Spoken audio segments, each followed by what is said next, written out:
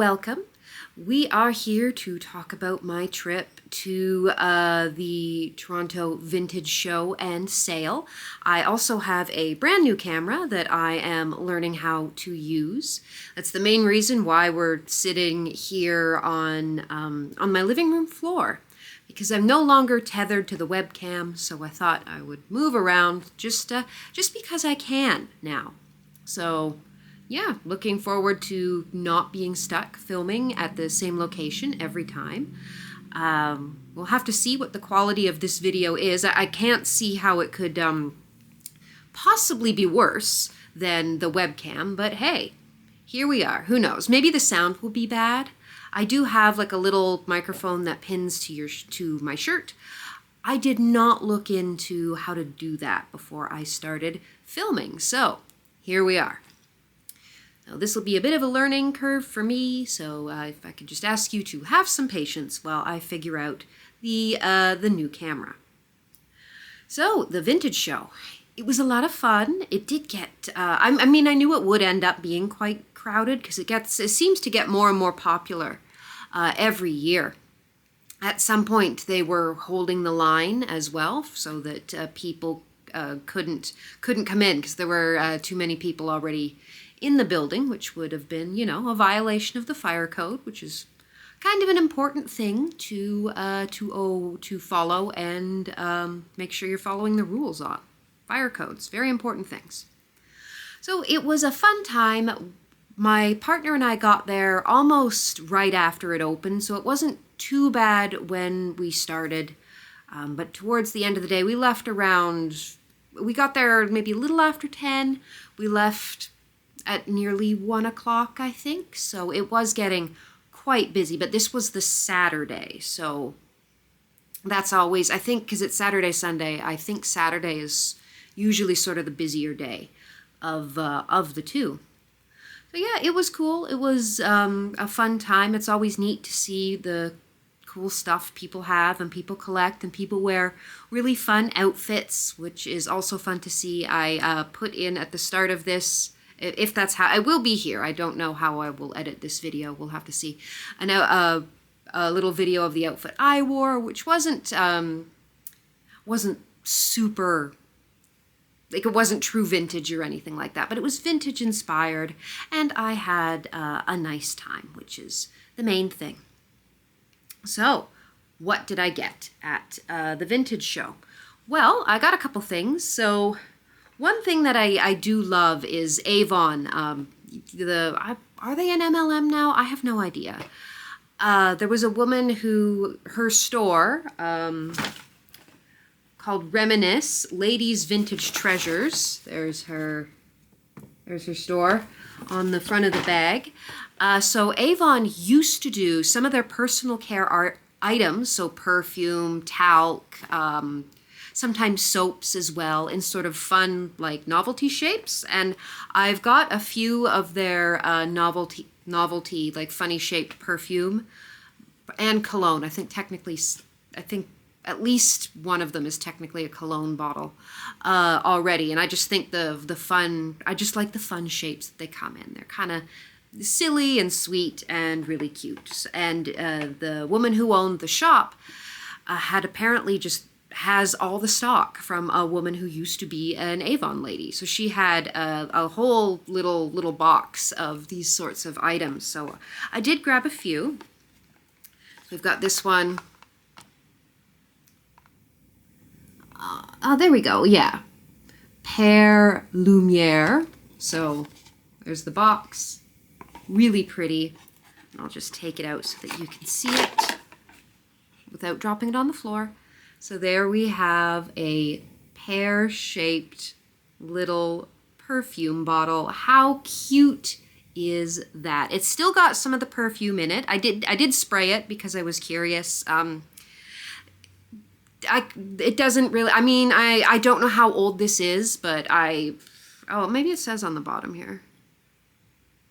Keep out of reach of children. That seems fair. Yeah, so there's the little sticker on the bottom. I don't know how old this is. It doesn't really smell like perfume anymore. It just smells like well, sort of what it is. It smells like, old chemicals in a bottle. It doesn't smell bad, but it doesn't smell like pears, if that's what it was meant to smell like. But so that's the first one I got, this cute little pear one. And then I have this other one that the box it came in is just a gift to you from Avon.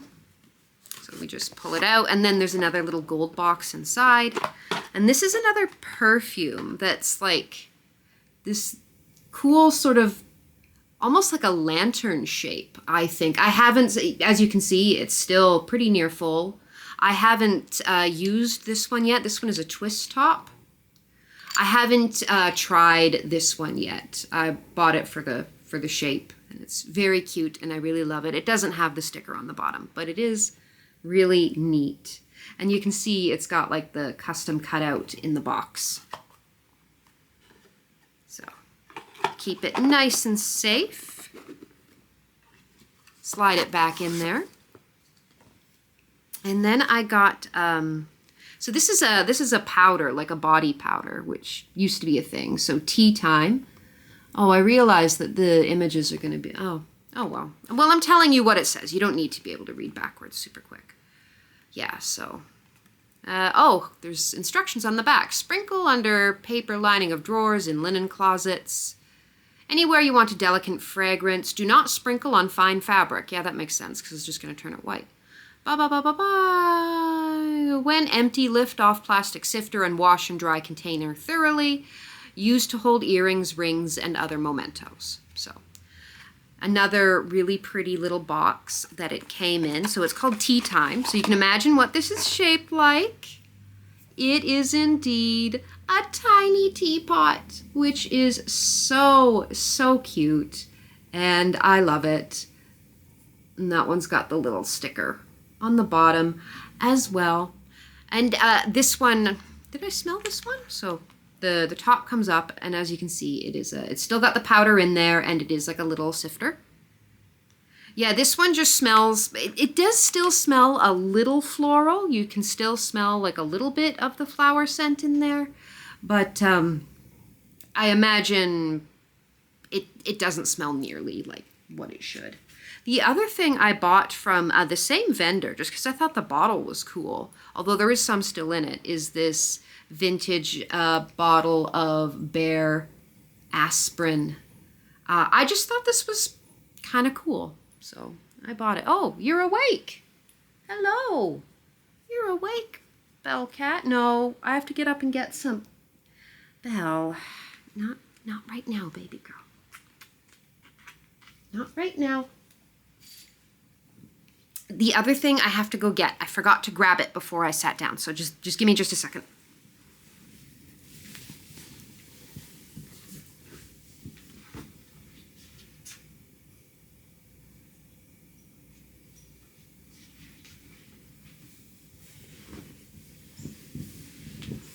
Just slide ever so gracefully back into place. It's a vintage hat, just a little one. It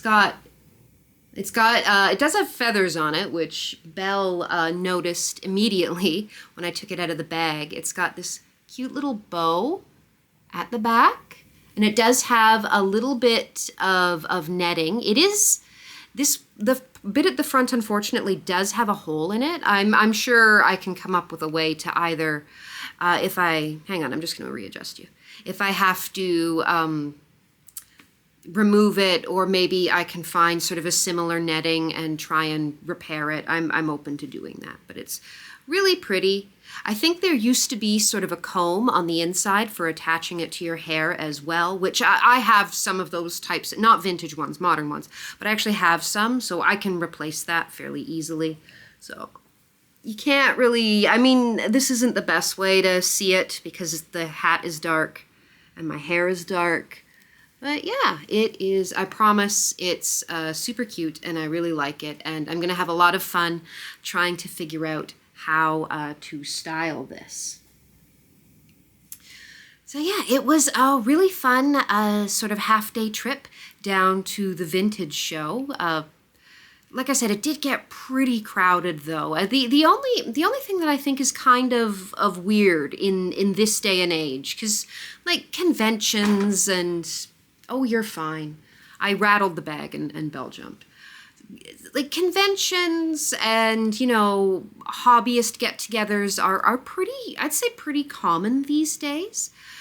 And I was very surprised, and I'm sure this was the case in previous years, and I just don't remember, that with the vintage show, you actually can't, or at least I didn't see, my partner and I did not see a way to pre-buy tickets. You have to pay for them at the door, which, considering how crowded it gets, I don't know, maybe that is actually a practical way to do it, but I sort of thought, well, like if you pre-sold and you knew how many, I don't know. I don't run conventions. Maybe that is actually a really smart way to do it. I don't know. But it really did surprise me that in 2025 there was sort of a hobby show, I guess we'll call it, or a collector's show, where you couldn't buy tickets in advance. You had to buy them at the door.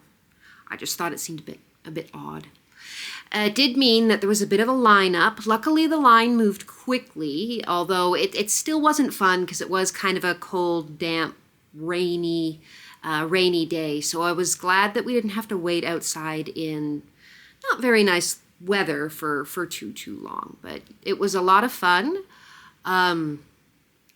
They only have sort of one place to sort of get coffee, which I would have liked more than one, but the building that it's in, I can never remember if it's the Queen Elizabeth building or the Princess Elizabeth building, but it's not a huge indoor space, so I get it. I think, and like I said, it gets more popular every year. Or maybe they're sort of thinking about upgrading and moving to a bigger space. I think it might be a kind of a good idea, especially if you're at the point where you kind of have to stop entry and make people wait so that enough people have left. That to me would say maybe it's time to upgrade your space. But like I said, I don't run these conventions, so I don't. No. Cats don't need hats. Cats don't need feather hats. I mean, now I've lost my train of thought.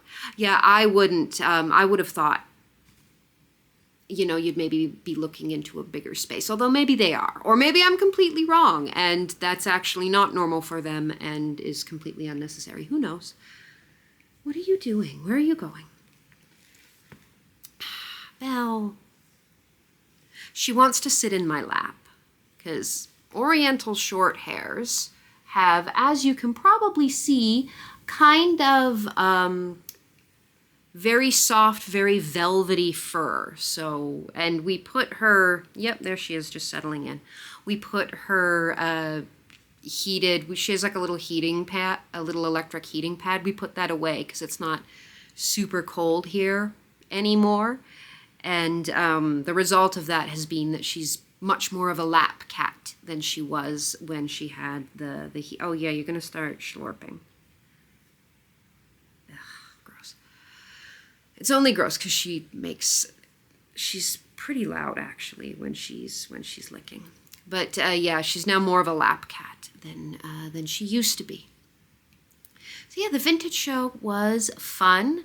I have plans to go to a couple things this year, probably Anime North, and well, I know we're going to Anime North. We've bought the tickets, so we're gonna try and put together some cosplay for that, and then Fan Expo as well. Which I mean, the conventions are largely just an excuse for me to wear a fun outfit all day. So. We'll see how that goes. So yeah, that was the Toronto Vintage Show. Lots of really cool vendors selling everything from clothing to houseware and furniture. You had everything from sort of vintage Alf dolls to like sort of really more high-end like antique jewelry. There's quite a gamut. Lots of different price points, like my little Avon perfume and the talc things. These were $10 These were $10 a piece, which was not bad by any stretch of the imagination, considering how expensive some vintage things have gotten. So yeah, that was my experience at the vintage show. It was fun. Did get pretty crowded, but we left once it started to get really bad. So yeah, thanks for listening to me waffle about the vintage show, and hopefully we can get together again on the channel real soon. So bye, folks. Let me know what you think of the new camera and the sound in the comments, if you would like, if you notice anything in particular. Otherwise, yeah, goodbye, and we'll see you here again real soon.